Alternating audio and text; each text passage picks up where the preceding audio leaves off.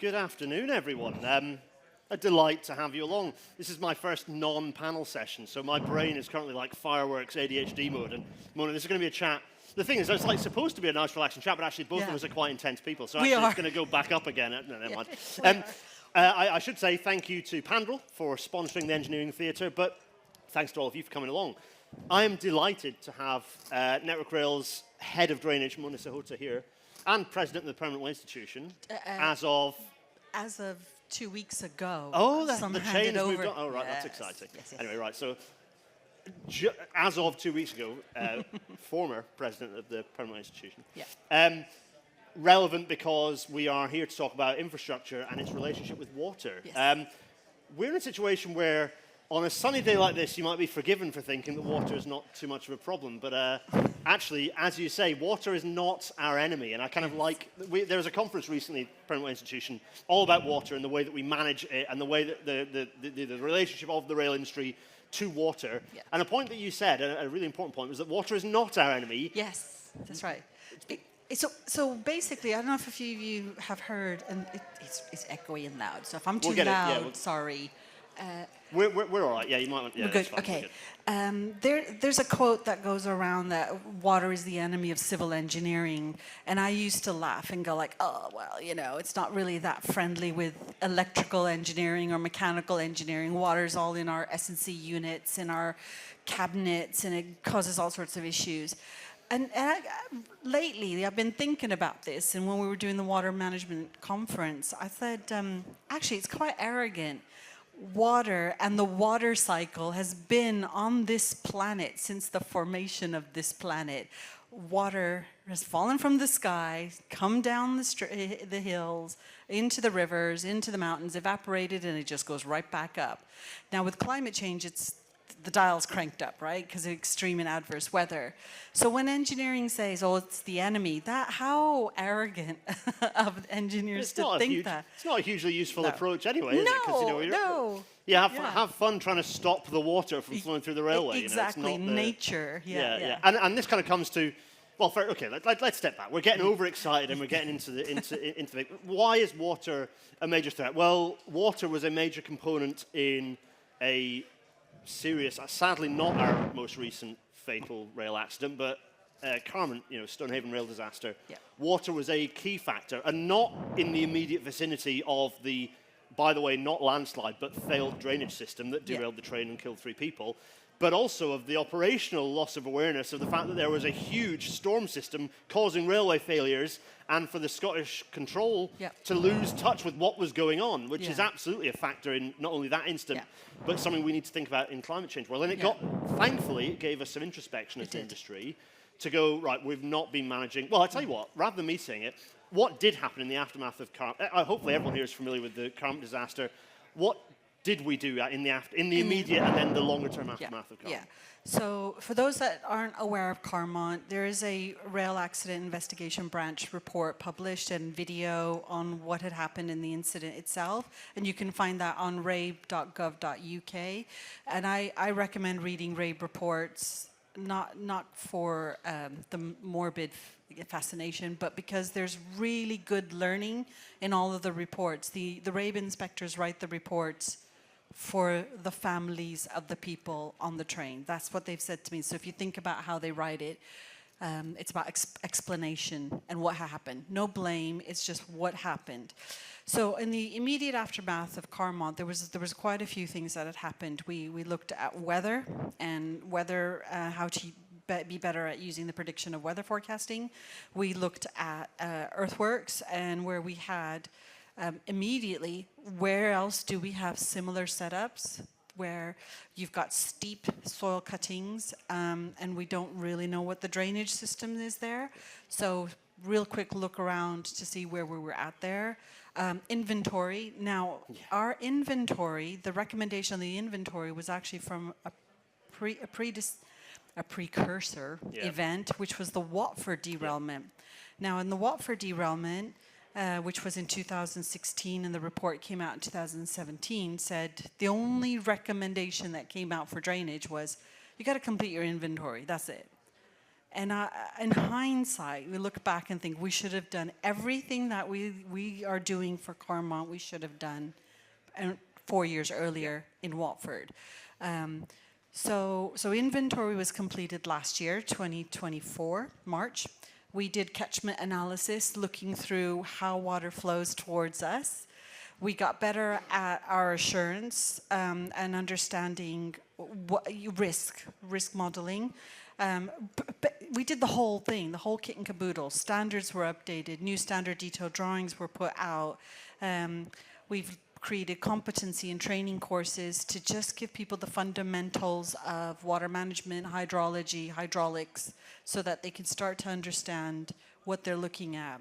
And hopefully all of that is about there. Because Carmont, what had happened there was the storm event took place about 5 in the morning, and by 9 o'clock, there was not a cloud in the sky.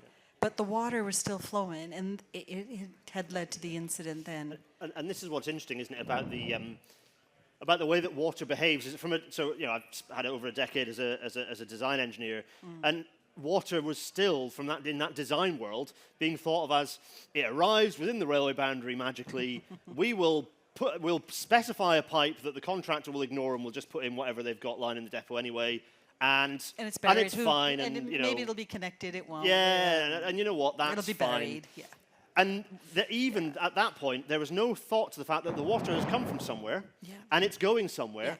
And the railway it can be a barrier, it can be an accelerated pathway. And it's not the case, there's a fascinating story from the RAIB at the conference about, you can find that on YouTube, by the way, plug. You can find all that stuff on YouTube.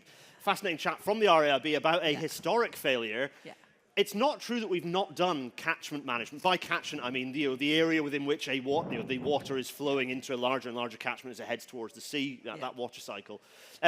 It's not that we've not done catchment management before and looked at the big picture. No. But what we have now we'll get to specifics of tools soon, but we have the ability to share best practice and to have a better understanding of the science. The academic side has improved and has greatly improved.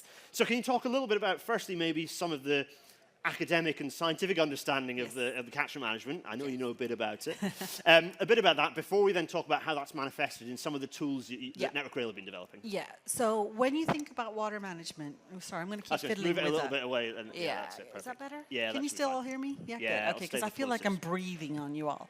When you look at water management, you got to look at it from two angles. The first is the probabilistic model, which is how much water is going to fall, where is it going to fall, and how much is going to come towards you. So that's your surface runoff, your forecasting of how much rain is going to fall based on rain that's fallen in the past.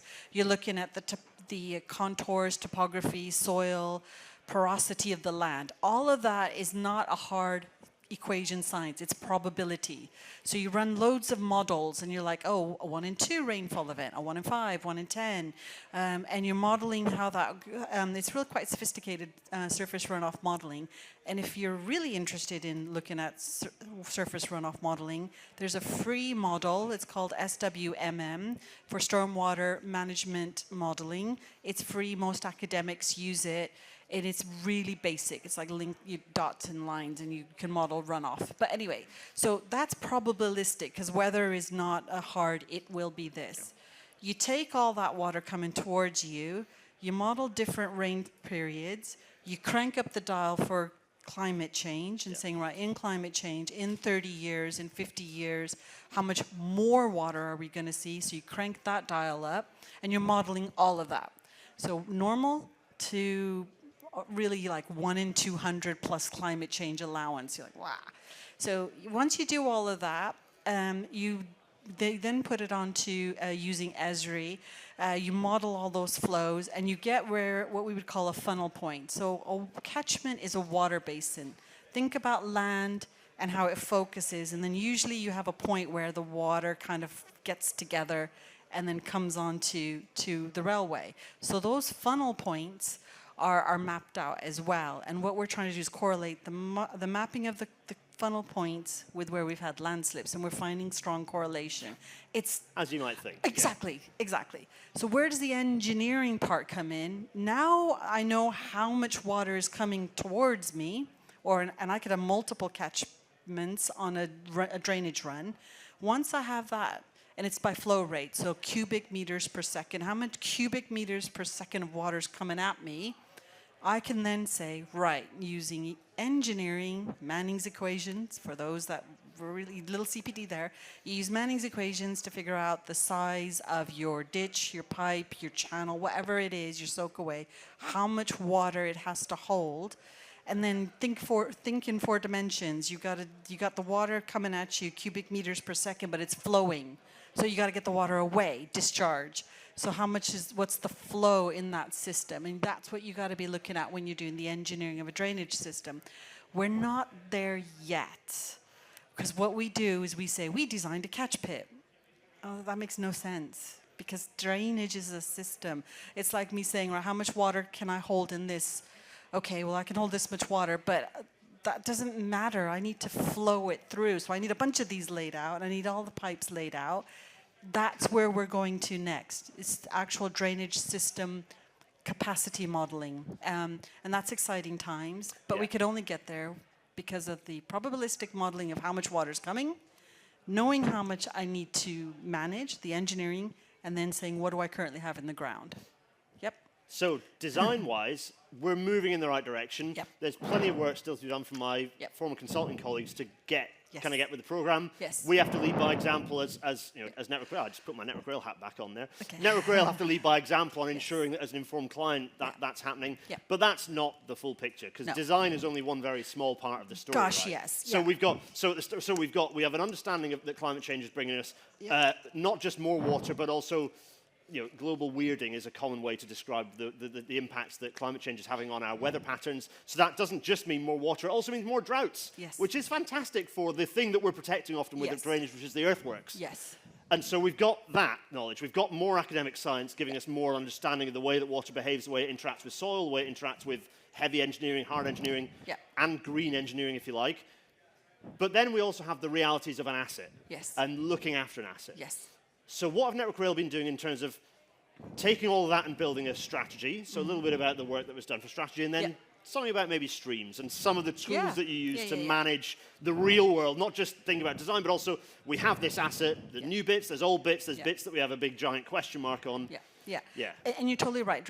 Design's only just part of it. You got construction you've got to do right. You got to make sure the connections are right and the fittings are as they should be. And we put the material in and we compact it. And we put the geotextiles in and it's all linked in and you see the flow. Maintenance is major part of drainage and water management because when you look at I always use the example of your guttering at home. If it rains, it fills up, it's flowing. But you get leaves in, birds put all sorts of fun stuff in there. If you don't clean your guttering out, you might get away with it. And then next year, you might get away with it. And then all of a sudden, you got damp and you got a problem. And it's all that simple thing. So keeping it clear, keeping it maintained is super important. And that service, it affects the service of the drainage. So when we were looking at all these things that we were doing, we put everything together there's 2 strategies. One is the drainage technical strategy. That's looking at specifically drainage, pipes, catch pits, the whole, kit and where are we going to be in the next 10, 20, 30 years' time? What is the things that we're going to be doing? What do we aspire to? What are our ambitions? And that's been documented, and it was written as a community within Network Rail, and we shared it within Network Rail about what we want to do. And it's still, I was just looking at it yesterday. I'm not even kidding. I was actually flicking through it yesterday. It's a live, living document that you go in and out, you grab stuff as you need it, and it matures. And we are maturing in that space. So that's specifically about drainage, but water management isn't just for drainage, right? This is the thing we got to get home.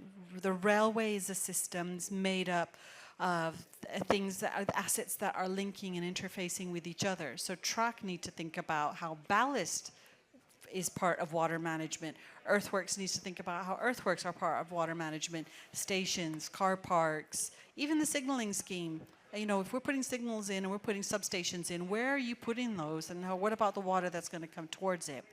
So when we were talking about all that, and we talked about the accountabilities of riparian owners, because Network Rail is a landowner, therefore we are a riparian owner. What is our accountabilities?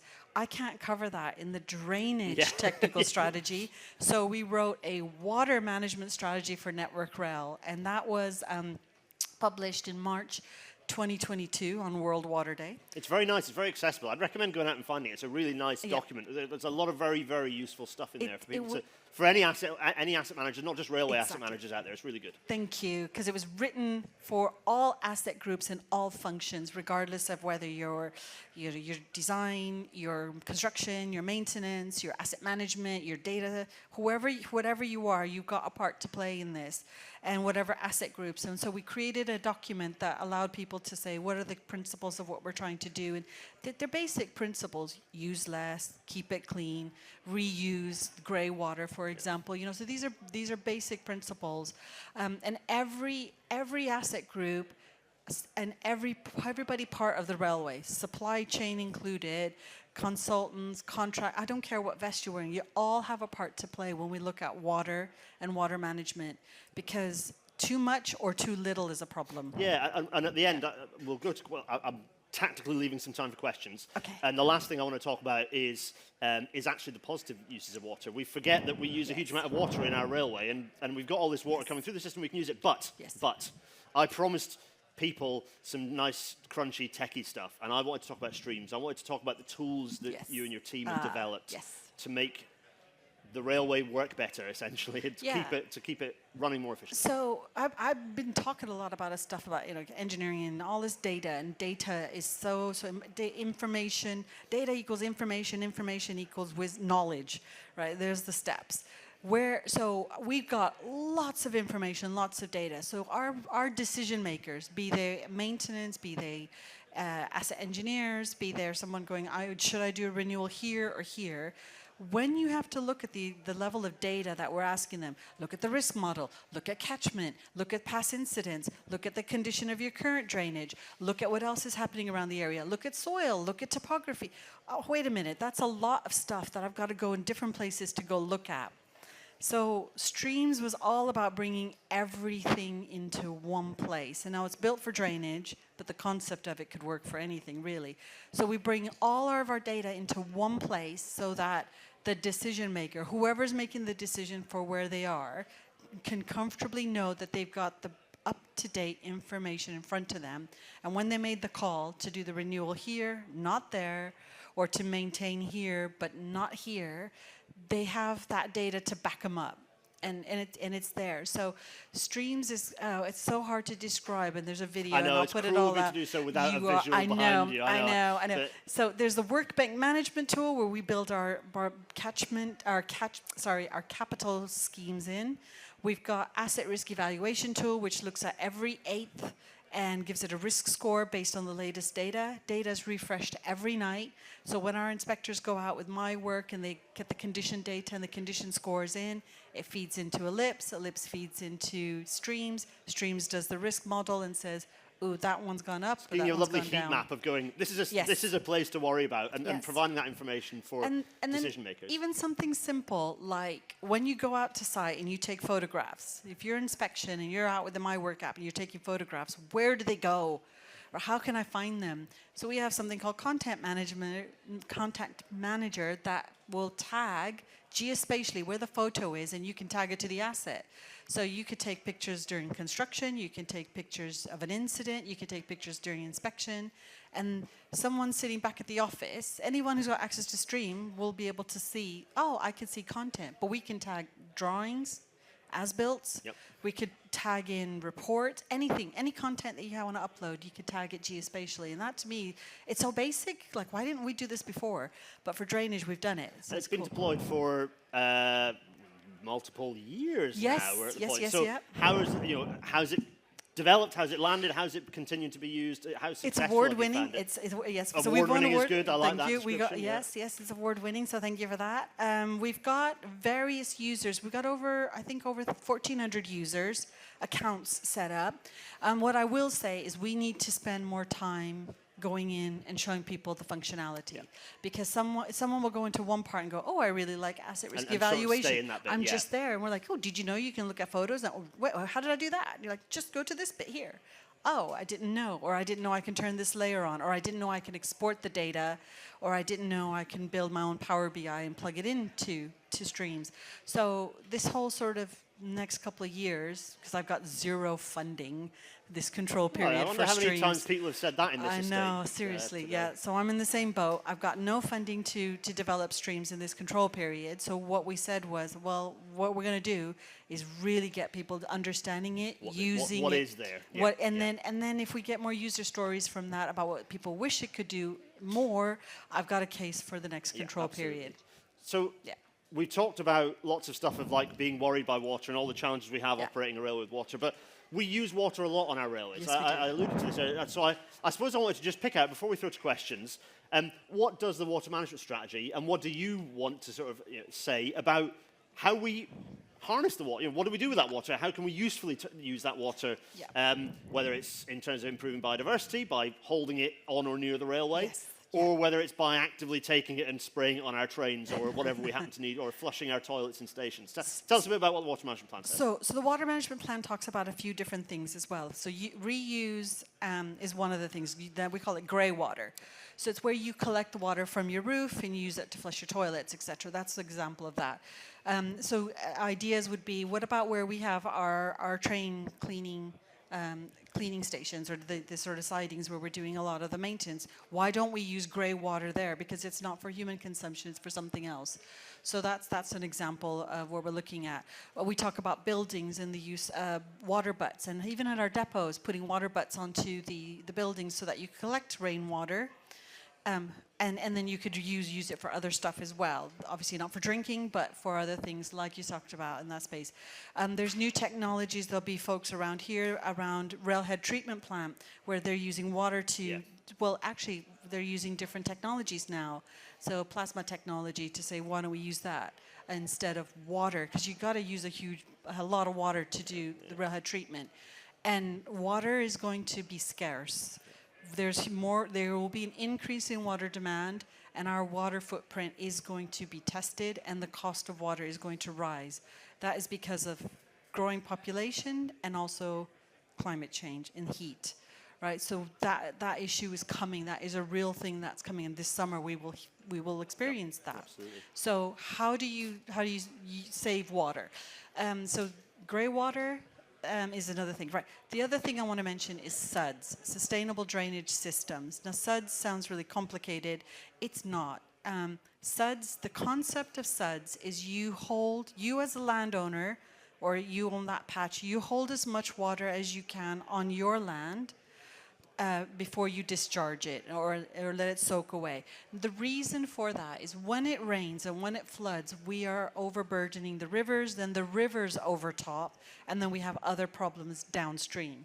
So if you can hold some of your water back through things like reusing water butts, ponds, tanks, things like that, that means that we use the water when we need it later, but we don't overburden downstream the rivers and the streams, which are overtopping, and then they cause other issues. So SUDS, Sustainable Drainage Solutions, is going to come into law. It is part of the Water and Flood Act, Schedule 3, and it was going to be voted into Parliament last year, and then we've had a change and things are happening in the government that, kind of went, we're going to hold, DEFRA saying we're going to hold back a little bit on it. But they've written it, and Network Rail have consulted on it. What SUDS will create is mandatory SUDS. There will be SUDS advisory boards. So any project that comes along, they will be like, what are you doing about sustainable drainage solutions here? Well, how are you going to retain water and not just quickly get it away? And this is the thing. Water is not the enemy. No. Far from it. We need water. Literally need water to It is survive. It is that life-giving, fundamental. yes, yeah. And water, we are going to be extremely short of it this summer and increasingly every single summer until the world looks very different. So the railway can play its part in helping us hold on to that water, far from it being an enemy. Questions? Mona, firstly, thank you. But do we have any questions in the audience? And everyone, stunned silence, or anyone interested to? Yeah, question over this side. Thank you. There we are. It's coming.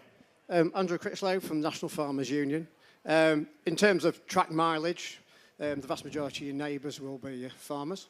Yeah. Fantastic what you've said so far, you know, looking where water's come from, where it's going to. That doesn't seem to be happening that well in my experience. No. Often when I report stuff, using Network Rail website, they come back with the answer, been to look at it, not within our side of the trackside fence. And, you know, I'll put my details on there and say, please contact me before you come out. But they don't, so they come out without, you know, somebody going out and seeing them. It's how we improve that relationship between... It's a great question. It's an absolute challenge that was brought to our executives' attention. There's the old way of doing things. We're only going to pay for things inside our boundaries. And then if it's outside the boundaries, we're not funded. Sorry, too bad. That is not how we're going to be able to have efficiencies around drainage and water management. We have to look upstream, and we have to look at partnership in catchment communities. And what I mean by that is if we're flooded by water coming towards us, so is the adjacent landowner. And if water's coming off of our land and going to somebody else, we could be flooding somebody else. So as a catchment community, the partners that are in there, we can work together.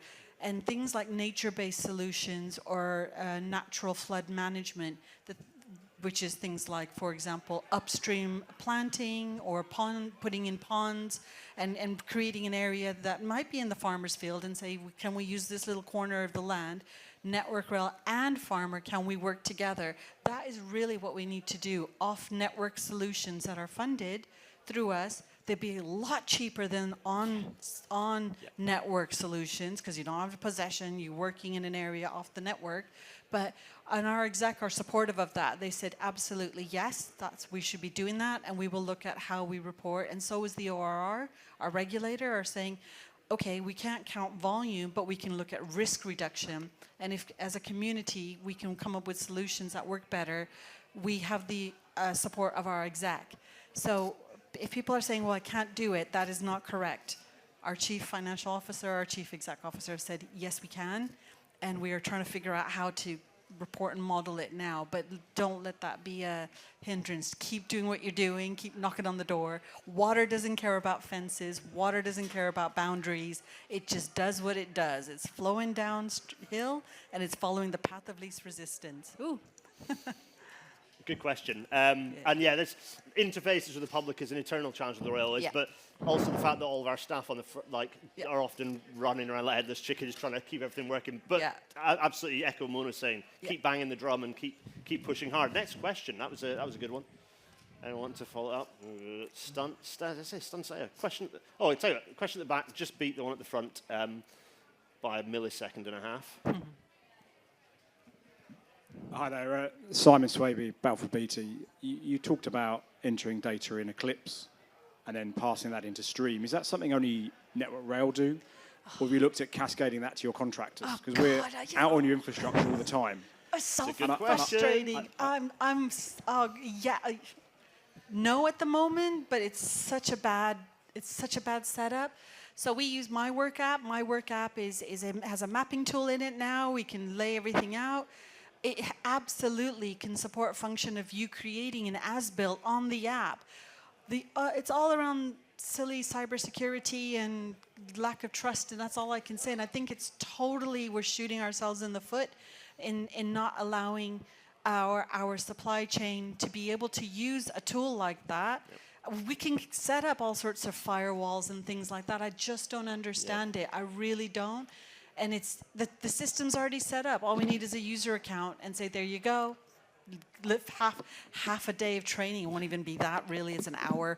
And then you're ready to go. I sympathize. I'm frustrated. I keep pushing it and saying, why can't we do this? And I don't know who to break. It is for it. But the key thing, Mona, and this is my line to round off, is that it's really important to have someone at the head of that bit of the organisation who cares deeply about it, understands the weeds and the nuts and the bolts, but also is really passionate and pushes people to make the positive change happen, which is you.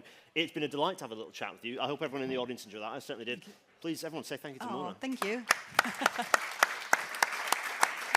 Thanks to you lot in the audience. It's been a joy to have you here. I will be setting up for the next chat, but Mona will be around for a minute or two if you want to come and say hello. Enjoy the rest of your day. If you're here tomorrow as well, enjoy the sun. See you at the Engineering Theatre for the next time, and keep drinking. Yes, stay hydrated, absolutely. Thanks, everyone. That was good.